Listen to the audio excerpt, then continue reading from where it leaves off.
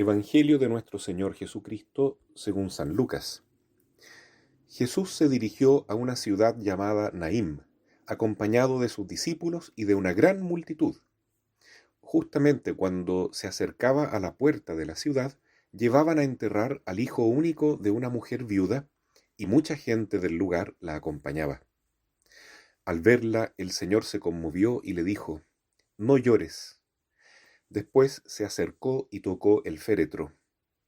Los que lo llevaban se detuvieron, y Jesús dijo: «Joven, yo te lo ordeno, levántate». El muerto se incorporó y empezó a hablar, y Jesús se lo entregó a su madre.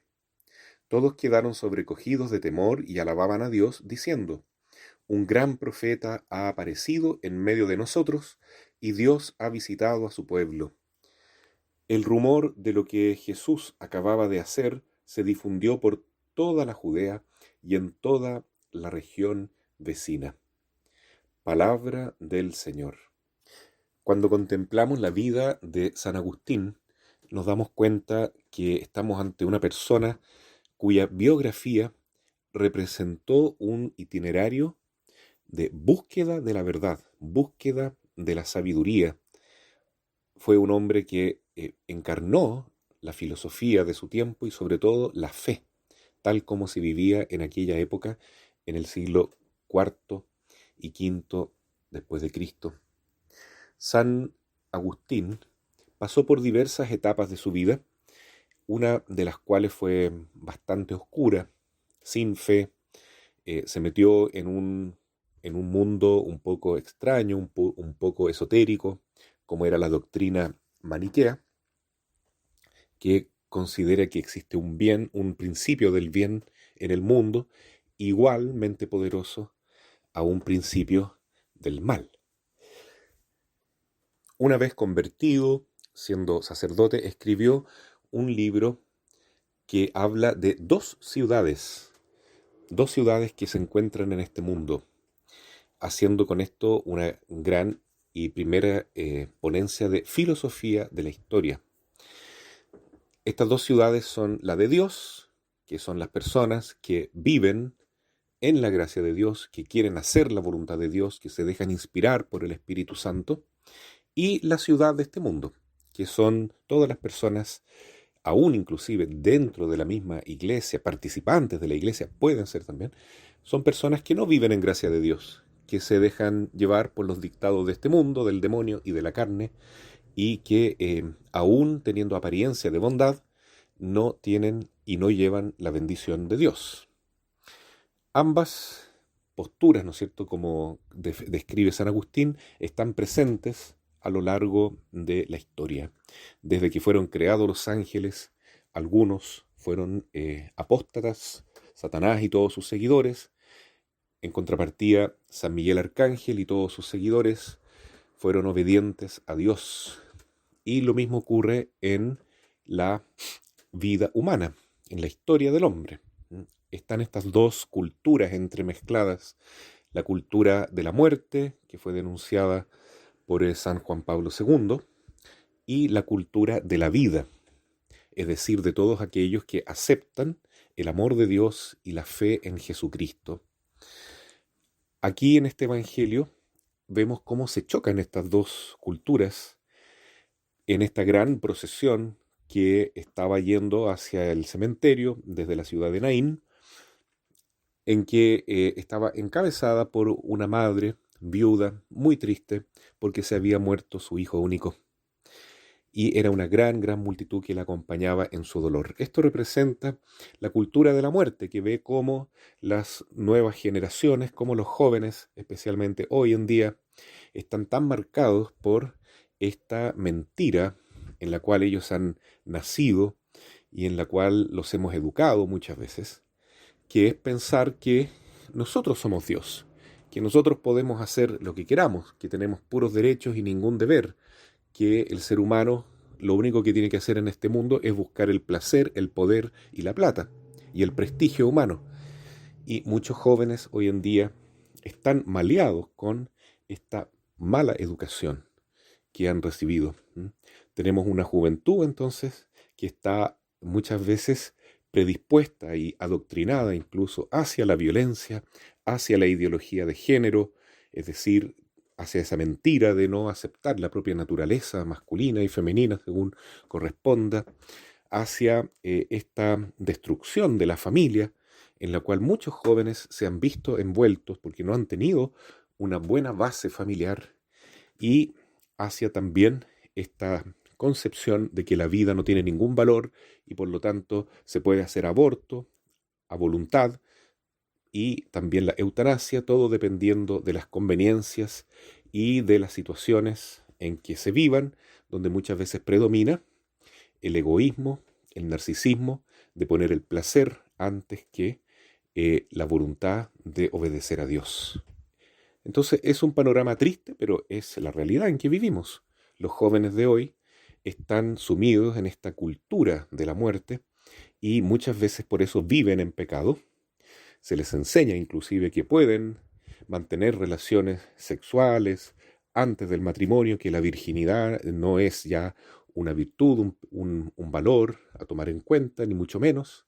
Y entonces vemos cómo la juventud está muy, muy perdida, muy dormida, diría San Juan Pablo II cuando habló de este tema en su viaje a Chile, pero representada muy bien por este Evangelio, una juventud muerta, muerta espiritualmente.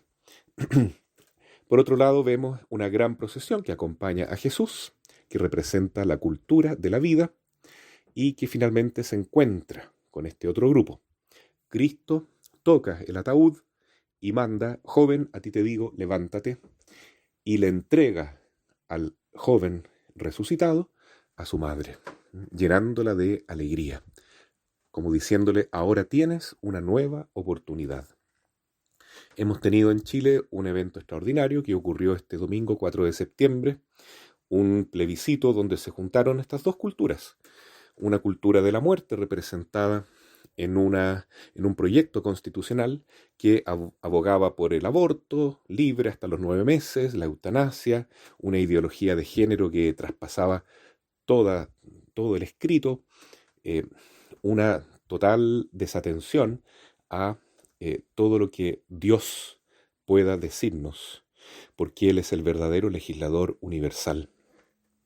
Entonces, esta propuesta de la muerte, que sin duda no viene de políticos, legisladores convencionales chilenos, sino que está inspirada mucho más arriba, y en definitiva es el gran inspirador, Lucifer, Satanás, el enemigo de siempre de Dios, fue vencida ampliamente por la postura de la cultura de la vida, de todos aquellos que votaron en contra de esta propuesta.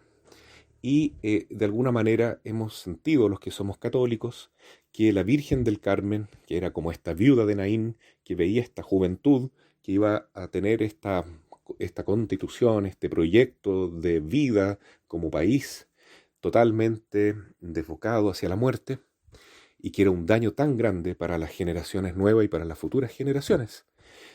Pues bien, ahora nos encontramos con este gran momento en que Jesús resucita la esperanza en el pueblo católico, en el mundo cristiano en general, de que podemos tener una forma de vivir, de regularnos, de convivir de acuerdo a la voluntad de Dios y no de acuerdo a leyes que orientan hacia esta cultura del pecado y de la muerte.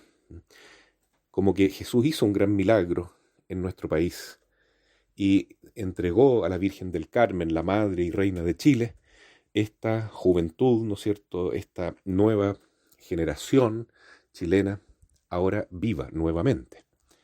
Pero inmediatamente vemos que los encargados de la cultura de la muerte se reagrupan, se organizan de nuevo y quieren salir adelante sí o sí con ese proyecto de ley anticristiana, totalmente anticristiana.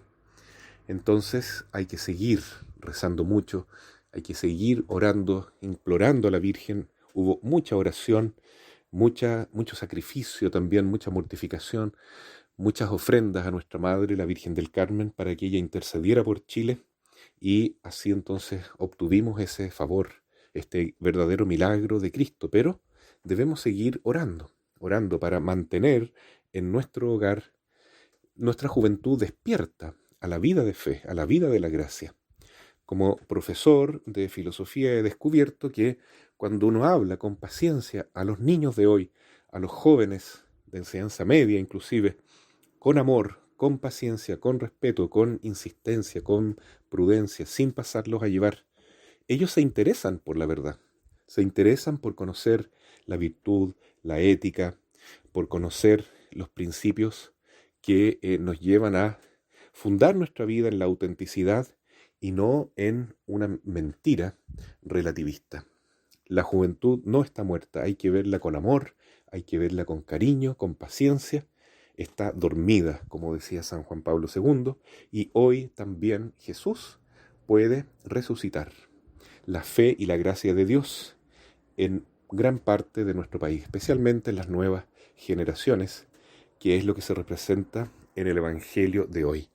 Pero debemos orar mucho y debemos confiar solamente en Jesús, en nuestra iglesia, en la palabra de Dios, en el Espíritu Santo y en nuestra Madre María, para poder guiar a nuestros hijos, para poder orientar a los jóvenes de hoy, para que conozcan a Cristo, camino, verdad y vida.